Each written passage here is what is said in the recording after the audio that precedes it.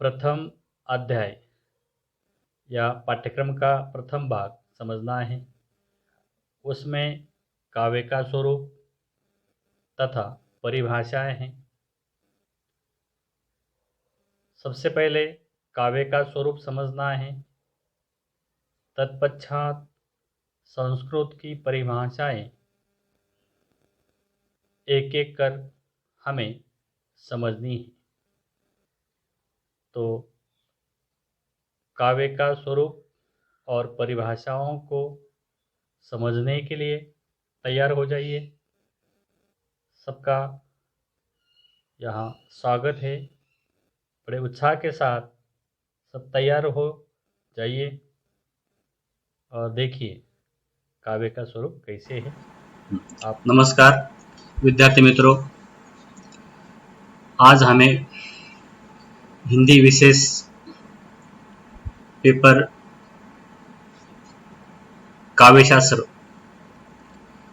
काव्यशास्त्र इस विषय का ऑनलाइन अध्यापन हमें प्रारंभ करना है।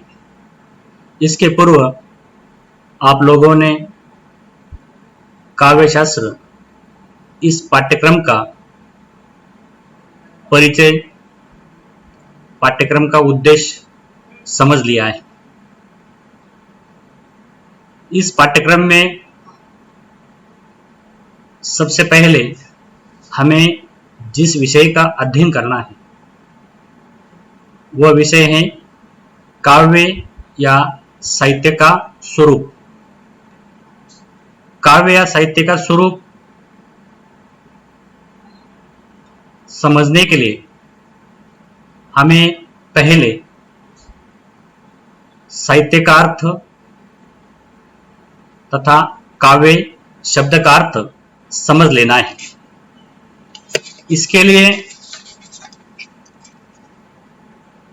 अंग्रेजी में लिटरेचर शब्द का प्रयोग होता है। पहले हमें साहित्य शब्द का अर्थ स्वरूप समझना है। उससे पहले हमें थोड़ा अपने मनुष्य जीवन के बारे में समझना है कि मनुष्य वाक शक्ति से संपन्न प्राणी है। यानी इस संसार में मनुष्य ऐसा प्राणी है कि जिसे वाक शक्ति मिली है, बोलने की शक्ति मिली है, और इस बोलने की शक्ति से ही उसने पूरी दुनिया में राज कर लिया है। इसलिए उसका अतीत का ज्ञान उसके वाणी के रूप में सुरक्षित है और वर्तमान का अनुभव और ज्ञान संक्रमणशील है। वह दूसरों को भी प्राप्त होता है और प्रभावित करता है। यानी मनुष्य वाक शक्ति के माध्यम से या बोलने की क्षमता के माध्यम से अपना ज्ञान दूसरों तक पहुंचाता है, उसे सुरक्षित रखता है। बुद्धिशील होने के कारण वह ज्ञान सुरक्षित रखता है। इसलिए हम पीढ़ी दर पीढ़ी हजारों साल का जो इतिहास है वो इतिहास इस वाक शक्ति के कारण ही सुरक्षित रख सके हैं। यह सबसे बड़ा योगदान मनुष्य को इस संसार में मिला है। आज हमें जो ज्ञान प्राप्त है वो मौखिक परंपरा से प्राप्त हुआ है।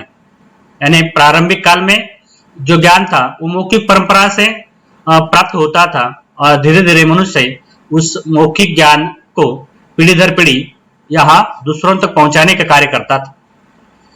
इसी ज्ञान को यहाँ वाङ्मय भी कहा गया है, क्योंकि आज हम जो ज्ञान देखते हैं उसका आरंभ हमें वेदों का जो ज्ञान है वह वाङ्मय के रूप में ही मिला है। यानी वेदों का प्रारंभिक स्वरूप वाङ्मय का ही है। इसी से इसे श्रुति कहते हैं। वाङ्मय का अर्थ है परंपरा से मौखिक रूप में प्राप्त हुआ ज्ञान। यही ज्ञान बाद में लिखित रूप में आता है, जिसे हम साहित्य कहते हैं। यानी एक जगह वो संग्रहित हो जाता है, इसलिए उसे हम साहित्य कहते हैं। साहित्य आधुनिक शब्द है। साहित्य के लिए प्राचीन शब्द काव्य है। इस प्रकार साहित्य और काव्य पर्यायवाची शब्द हैं। साहित्य आधुनिक दृष्टि से काव्य का एक भेद है। आज हम साहित्य के अंतर्गत काव्य को मानते हैं। इस प्रकार साहित्य और काव्य एक ही अर्थ में आते हैं। शैली की दृष्टि से काव्य के भेद गद्य और पद्य होते हैं। गद्य को हम साहित्य कहते हैं और पद्य को काव्य। साहित्य या काव्य का संबंध कवि से है। काव्य और कवि के प्रति प्राचीन काल से बड़ा जो विचार है वो रहा है कि प्राचीन काल से कवि के संदर्भ में उच्च धारणाएं थी। वैदिक साहित्य में कवि को ईश्वर का पर्याय रूप में माना गया है और कहा गया है कविर मनीषी परिभुआः स्वयंभू, यानी जिसका अर्थ है रचनात्मक शक्ति या प्रतिभा से युक्त व्यक्ति, यानी कवि प्रतिभा से युक्त व्यक्ति होता है। मुंडकोपनिषद में तो कवि को ऋषियों के समान तत्व और रहस्य को प्रत्यक्ष या अनुभव करने वाला माना है। ऋषियों के मंत्रों की तरह कवि भी अपनी कविता का प्रत्यक्ष ज्ञान करता है। आपके सामने प्राचीन काल के जो ग्रंथ हैं, महाकाव्य हैं, जैसे रामायण है, महाकाव्य है। तो रामायण में रामायण के रचिता, संस्कृत रामायण के रचिता वाल्मीकि, महाकवि वाल्मीकि के बारे में आप जानते हैं कि उन्हें भी यहाँ ऋषियों के समान स्थान है।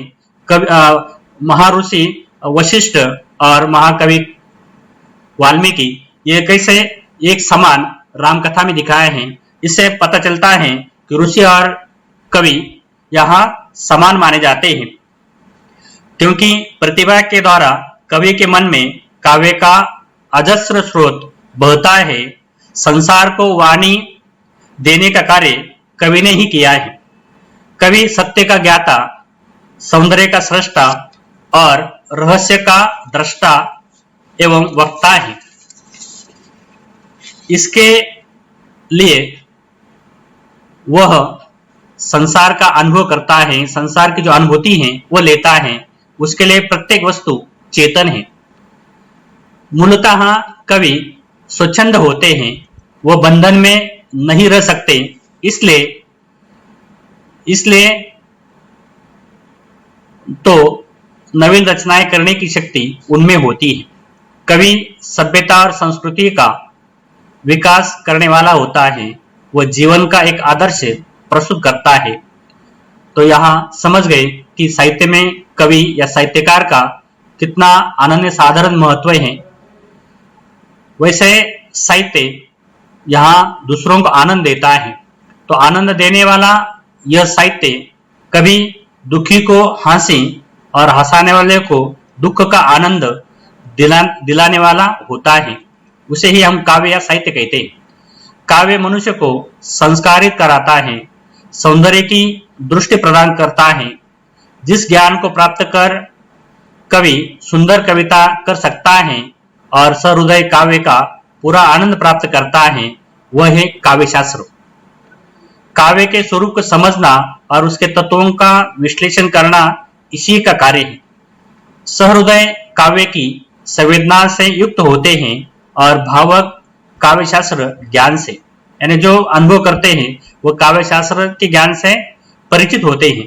कवि साधारण जन की अपेक्षा भावक या आलोचक के द्वारा अपने काव्य की प्रशंसा चाहता है। इसलिए प्राचीन काल से ही यहाँ जो कवि हैं वह रसिक के लिए, पाठक के लिए या श्रोता के लिए काव्य का सृजन करते आया है और अपने काव्य की प्रशंसा वह पाठक से या श्रोता से चाहता था। संस्कृत की एक प्रसिद्ध उक्ति है, अरसिकोषु कवित्व निवेदनम शिरसि मालिक, अर्थात अरसिक न बनना पड़े, इसलिए काव्य शास्त्र का ज्ञान आवश्यक है। यानी मनुष्य को अरसिक नहीं होना चाहिए, उसे रसिक होने के लिए काव्य शास्त्र का ज्ञान जरूरी है। इसलिए हमें काव्य शास्त्र का अध्ययन करना है। कभी भी काव्य शास्त्र के ज्ञान के बिना पूर्ण सफलता प्राप्त नहीं कर सकता। उसके भेद, प्रभेद तथा उक्ति वैचित्र के विविध रूप, अलंकार छंद, ध्वनि, रस, भाव आदि से अवगत होकर वह उच्च कोटि के काव्य की रचना कर सकता है। नहीं तो बहुत से भूले भटके की तरह वह भी छंद और अलंकार को काव्य में अनावश्यक कहेगा, जबकि उनसे मुक्त रहना कवि के लिए संभव नहीं है। मनुष्य आज के जीवन में इतने व्यस्त हैं कि काव्य श्रवण उनके लिए दुर्लभ है या उसका ग्रहण करना दुर्लभ है। काव्य श्रवण जो रस का स्रोत है, उस रस का जो ब्रह्म स्वाद सहोदर जिसे माना गया है, जिसमें चित्तवृत्ति विश्रांति पाती है और जिसमें आत्मचेतना अपने शुद्ध रूप में जागृत होती है, रस सहानुभूति का सामाजिक महत्व भी स्पष्ट है।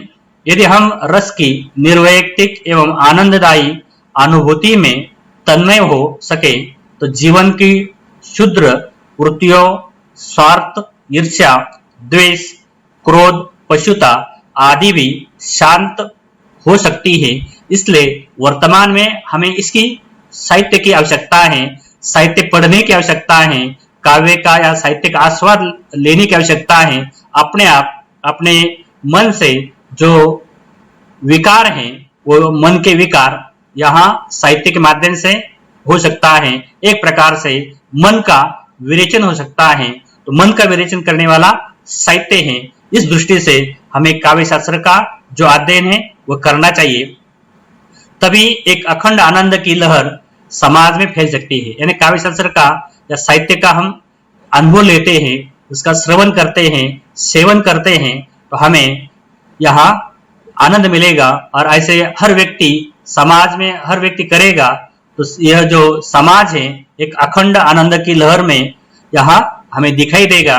इस प्रकार काव्य सौंदर्य की सृष्टि है। यानी सृष्टि मतलब यहाँ जो निर्माण होता है, काव्य सौंदर्य की सृष्टि करता है, यानी नवजीवन हमें देता है। तो वह कवि सौंदर्य का दृष्टा और सृष्टा है, यानी वही कवि उसका दृष्टा भी है और निर्माण करता भी है। इसलिए काव्य का मर्म समझने के लिए काव्य शास्त्र का ज्ञान और संवेदना का विकास मनुष्य में आवश्यक है। तो यहाँ काव्य शास्त्र का अध्ययन करना क्यों जरूरी है, काव्य शास्त्र का अध्ययन क्यों जरूरी है, तो यह हम समझ गए। इसके बाद हमें साहित्य और काव्य शब्द का जो स्वरूप है, साहित्य का जो अर्थ है, काव्य का जो अर्थ है, वह आगे चलकर समझना है। साहित्य का अर्थ यहाँ विभिन्न प्रकार से दिया गया है। साहित्य शब्द विभिन्न अर्थों में प्रयुक्त होता है। यह शब्द अंग्रेजी के लिटरेचर के विकल्प के रूप में प्रचलित है। बोलचाल की भाषा में इसका सामान्य अर्थ छपी हुई पर्ची, पुस्तक है।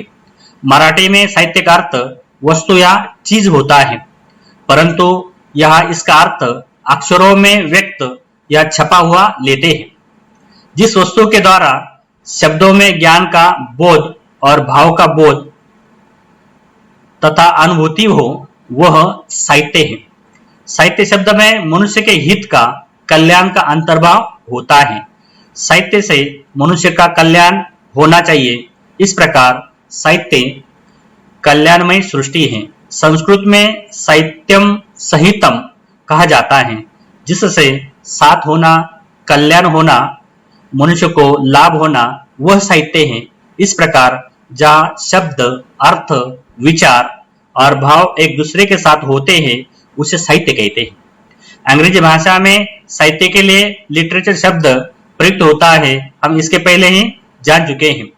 लिटरेचर शब्द में लेटर शब्द का अर्थ है अक्षर होता है, इसलिए जितना अक्षरों का समूह है वह साहित्य है। तो हिंदी साहित्य कोश में साहित्य शब्द को लेकर यहाँ जो विवेचन है वह इस प्रकार दिया गया है। साहित्य यानी सहित और यत प्रत्यय से बना है, जिसका अर्थ है शब्द और अर्थ का यथावत सहभाव अर्थात साथ होना। इस प्रकार सार्थक शब्द मात्र का नाम साहित्य है। साहित्य शब्द की तीसरी उत्पत्ति इस प्रकार बताई गई है। सहितस्य साहित्यस्याः भावाः अर्थात जो भाव युक्त है वही साहित्य है। यह शब्द से साहित्य का सीमित और विशिष्ट अर्थ बनता है। साहित्य शब्द की उत्पत्ति का रहस्य और उसका मूल अर्थ आज अतीत के गर्भ में लीन है। संभव है कि प्रारंभ में इस शब्द का संबंध किसी ऐसे अर्थ से रहा हो जिसकी अब हम कल्पना भी नहीं कर सकते। इसीलिए एक विद्वान डॉक्टर राम रतन भटनागर के विचार हैं, प्राचीन काल में इसका प्रयोग शास्त्र के अर्थ में होता था, किंतु 7वीं शताब्दी के लगभग इसका प्रयोग काव्य के अर्थ में होने लगा। भर्तृहरि ने साहित्य संगीत कला की त्रयी में साहित्य को काव्य के अर्थ में प्रयुक्त किया है। तो इससे यह स्पष्ट होता है साहित्य शब्द का सर्वप्रथम प्रयोग भर्तृहरि ने किया है। साहित्य संगीत कला विहीना साक्षात पशु पुच्छ विषाण हीना के रूप में अर्थात साहित्य संगीत कला की त्रयी में साहित्य को काव्य के अर्थ में प्रयुक्त किया गया है। साहित्य शब्द का प्रचलन साहित्य के अर्थ में 7वीं-8वीं शताब्दी से हुआ है। इससे पूर्व संस्कृत में साहित्य के बदले काव्य शब्द का प्रयोग होता था। आचार्य भामह, आचार्य राजशेखर, आचार्य कुंतक, आचार्य रुद्रट, आचार्य वामन आदि विद्वानों ने साहित्य के लिए काव्य शब्द का प्रयोग किया है।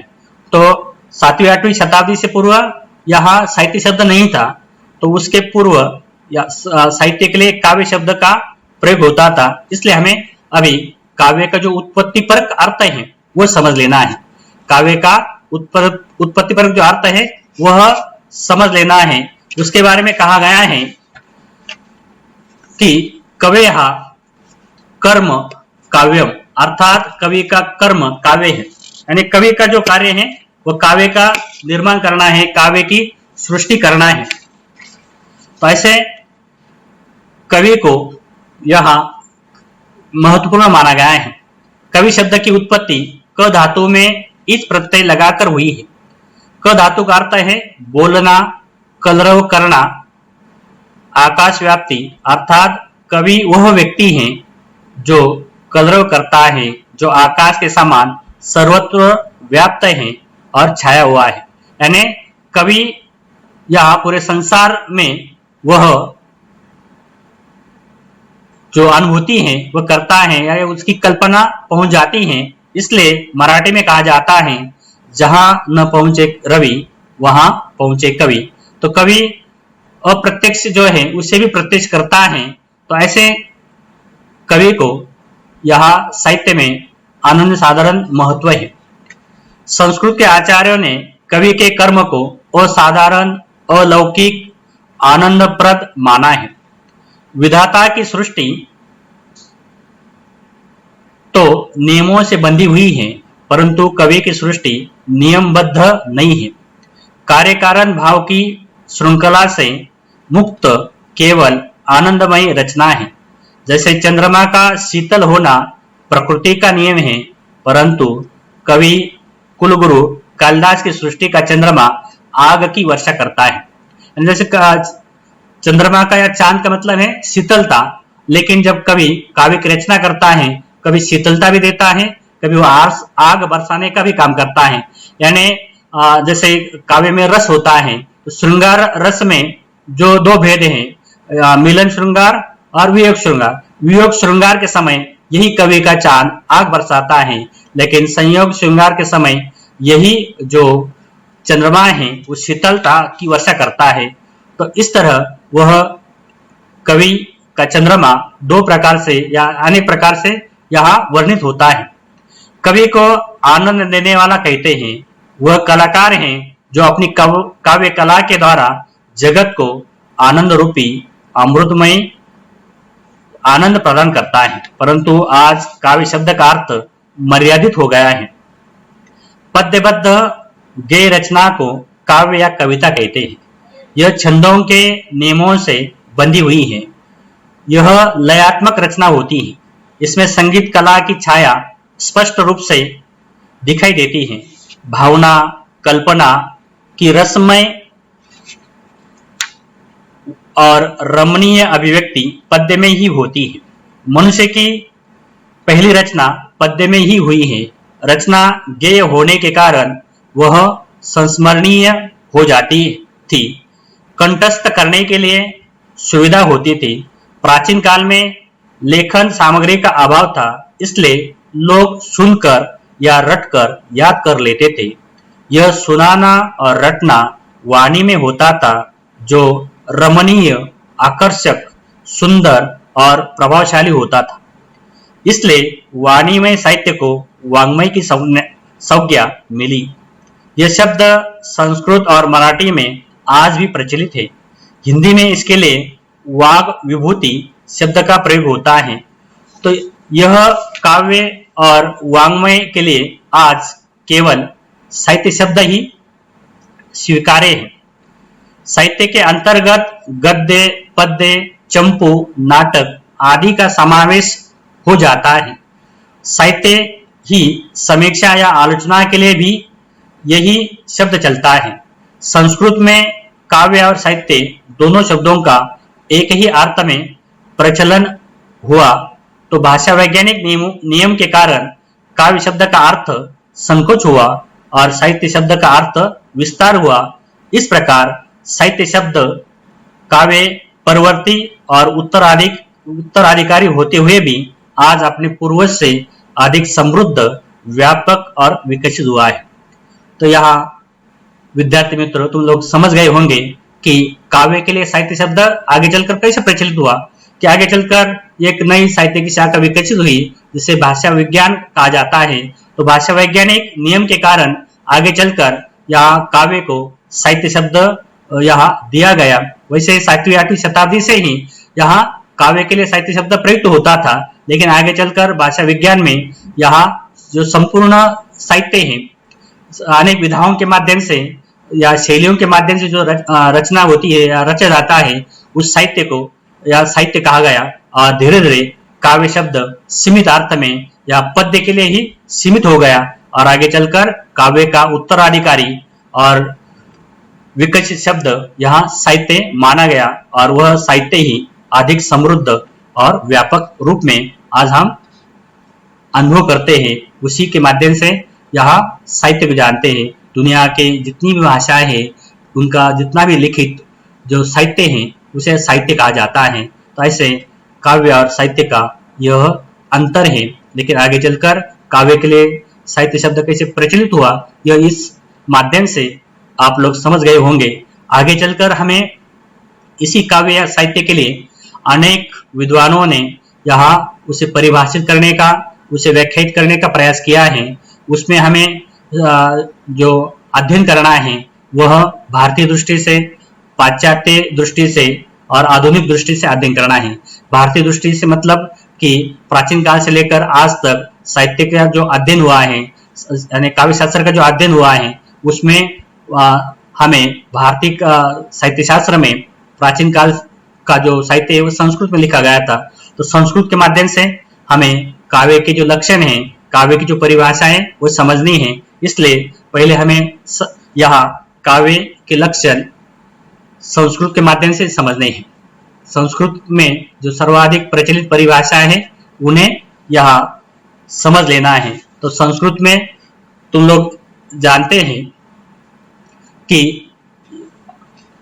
काव्य की जो परिभाषा है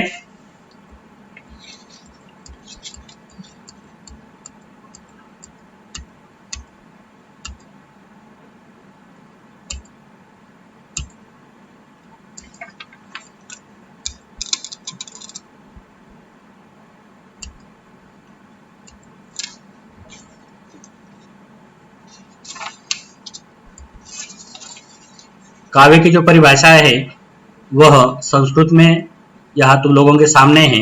इसमें सर्वप्रथम हमें यह देखना है कि साहित्य का जो आरंभ है वह काव्य के माध्यम से हुआ है, लेकिन उसका जो शास्त्र है वो शास्त्र यहाँ लिखा गया तो उसका भी आरंभ हमें यहाँ प्राचीन काल में आचार्य भरत मुनि के माध्यम से दिखाई देता है।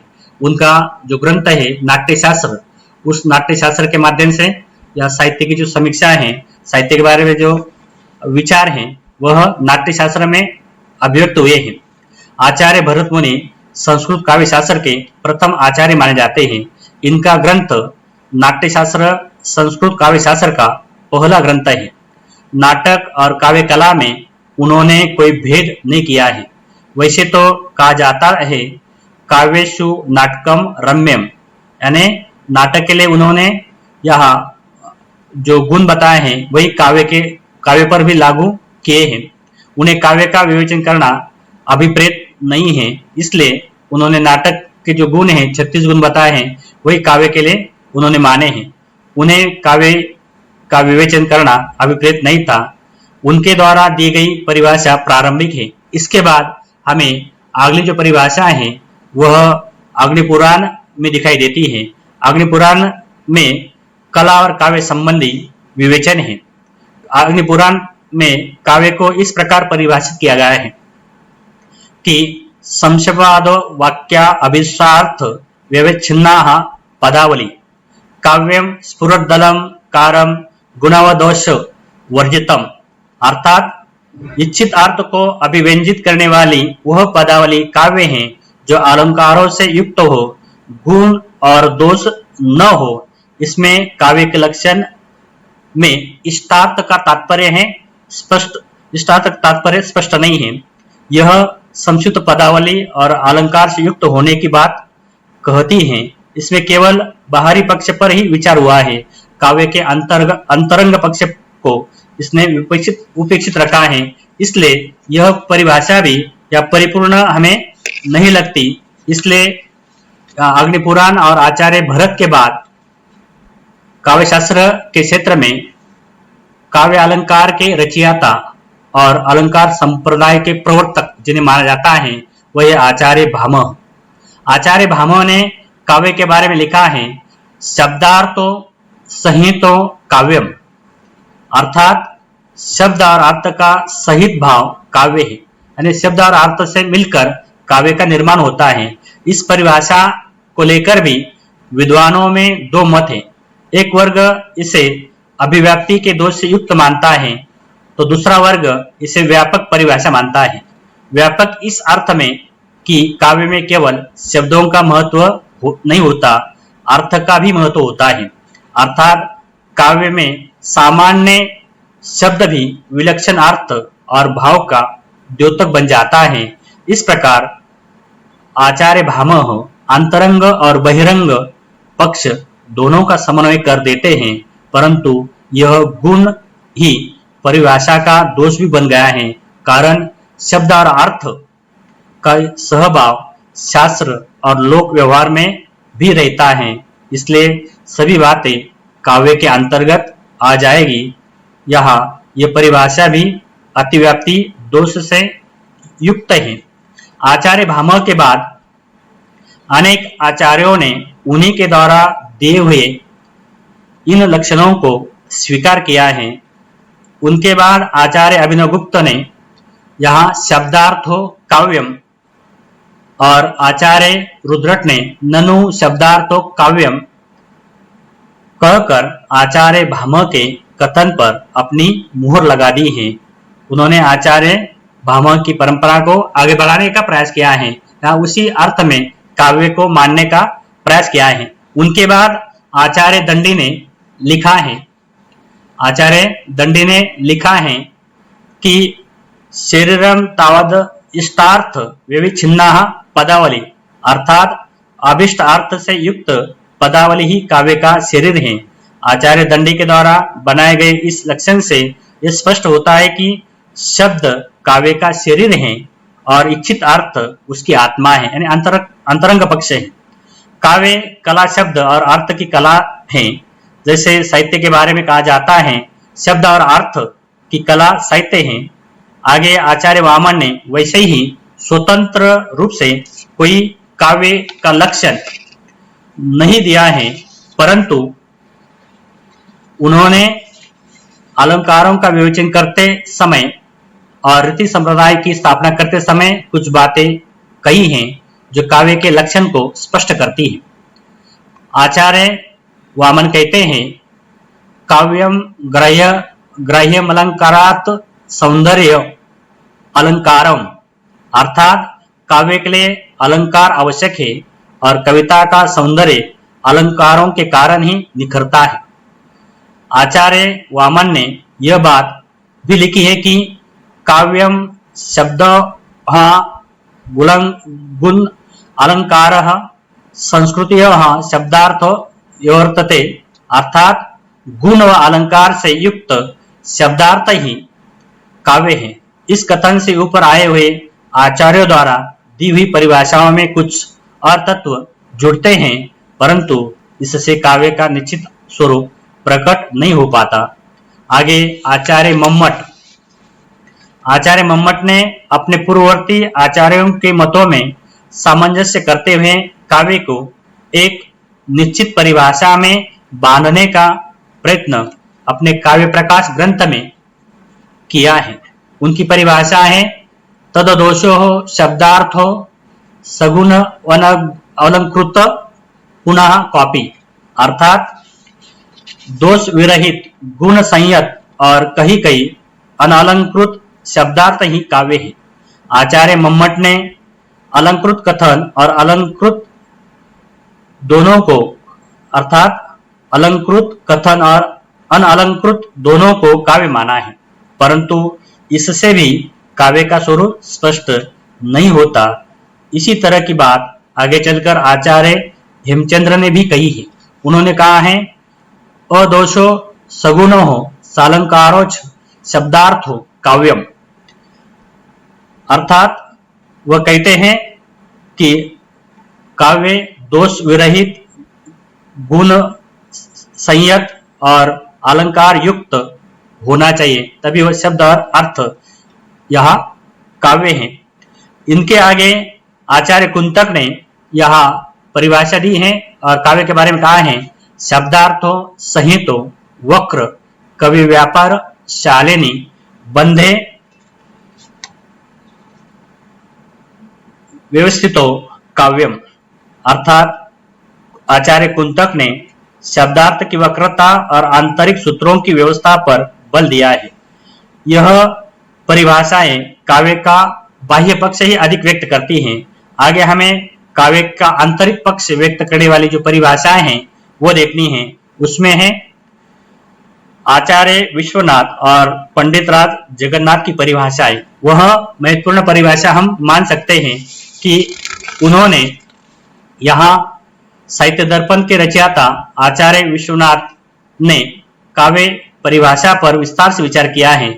उनका मानना है कि दोष रहितता काव्य का कोई लक्षण नहीं हो सकता, पूर्ण दोष रहित कृति हो ही नहीं सकती और दोष के आ जाने से काव्य की उत्तमता समाप्त नहीं होती। अर्थात कोई भी जैसे कहा जाता है कि कोई भी मनुष्य दोष विहीन नहीं है, हर मनुष्य में किसी न किसी प्रकार का दोष होता है। इसी प्रकार यहाँ काव्य की जो परिभाषा है उन परिभाषाओं में थोड़ी कम अधिकता यहाँ हमें दिखाई देती है और उसी बात को यह आचार्य विश्वनाथ ने यहाँ दोहराया है। यानी किसी में गुण कम अधिक हो सकते हैं, कुछ दोष हो सकते हैं, इसलिए उन्होंने कहा है गुण और अलंकार भी काव्य के लक्षण नहीं हो सकते, बल्कि उनके मतानुसार जो परिभाषा है वह है काव्यम रसात्मक वाक्यम